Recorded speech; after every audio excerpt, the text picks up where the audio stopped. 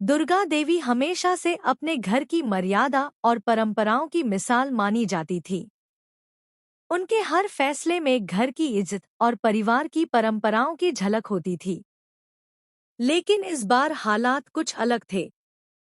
इस बार उन्होंने अपने ही घर के बने बनाए नियमों के खिलाफ जाकर ऐसा फैसला लिया जिसने पूरे परिवार को हिलाकर रख दिया।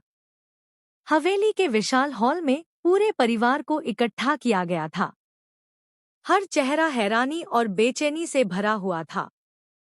तभी दुर्गा देवी ने धीमी लेकिन दृढ़ आवाज में कहा, आज मैं एक ऐसा फैसला सुनाने जा रही हूँ जिसे शायद आप में से कई लोग पसंद न करें, लेकिन मुझे परवाह नहीं। अहाना अब बीए का फाइनल एग्जाम देगी।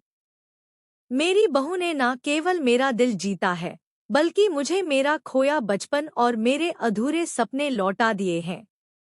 उनकी बात सुनते ही पूरे हॉल में सन्नाटा छा गया। किसी ने उम्मीद नहीं की थी कि दुर्गा देवी, जो हमेशा नियमों और सख्ती के लिए जानी जाती थी, इतनी बड़ी बात पूरे परिवार के सामने कह देंगी। अहाना की आंखें भर आईं। वो दौड़कर दुर्गा देवी के पैरों पर झुक गई। उसकी आवाज कांप रही थी। माँ, आपने मुझ पर जो भरोसा किया है, वह मेरे लिए सबसे बड़ा सम्मान है। मैं वादा करती हूँ कि इस भरोसे को कभी टूटने नहीं दूंगी। पास ही खड़ा अर्जुन, अहाना का पति, मुस्कुराया और उसका हाथ थाम लिया।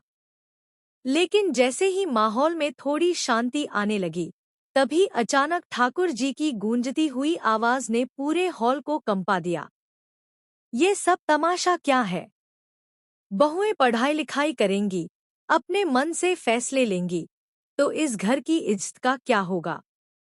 आज छोटी बहू को पढ़ाई की इजाजत दी है, कल बाकी सब बहुएं भी मनमानी करेंगी। यह हवेली कोई स्कूल नहीं, ये हमारी रियासत की पहचान है।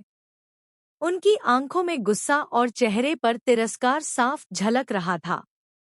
लेकिन दुर्गा देवी इस बार पीछे हटने वाली नहीं थी। उनकी आवाज पहले से भी ज्यादा कठोर हो गई।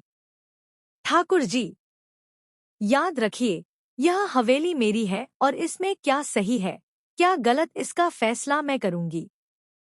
मेरी बहुओं के सपनों पर कोई बंदिश नहीं होगी। और जो मेरे फैसले पर सवाल उठाएगा, उसे मेरे गुस्से का सामना करना पड़ेगा। हॉल में सन्नाटा पसर गया। ठाकुर जी के होंठ तो चुप हो गए, लेकिन उनकी आंखों में आग जल रही थी। उनके भीतर का गुस्सा और जलन साफ दिखाई दे रही थी। जैसे ही रात ढली, ठाकुर जी ने अपने बेटे पोल्ट को पास बुलाया। उनके लहजे में साजिश की झलक थी। देखा बेटा, इस अहाना ने सबको अपने जाल में फंसा लिया है। अगर इसे रोका नहीं गया, तो एक दिन यह हवेली की मालकिन बन बैठेगी। हमें इसे रोकना ही होगा। असल में ठाकुर जी का सपना कुछ और था। उनकी नज़र इस हवेली की गद्दी पर थी। दुर्गा देवी की बिगड़ती तबीयत उन्हें मौका देती नजर आ रही थी। वह सोच रही थी कि जैसे ही दुर्गा देवी कमजोर पड़ेंगी, वो खुद इस घर की मालकिन बन बैठेंगी। लेकिन उन्हें अंदाजा नहीं था कि दुर्गा देवी सब समझ चुकी हैं।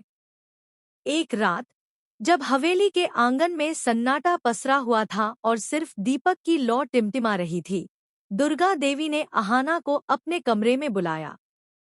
कमरे का माहौल गंभीर था।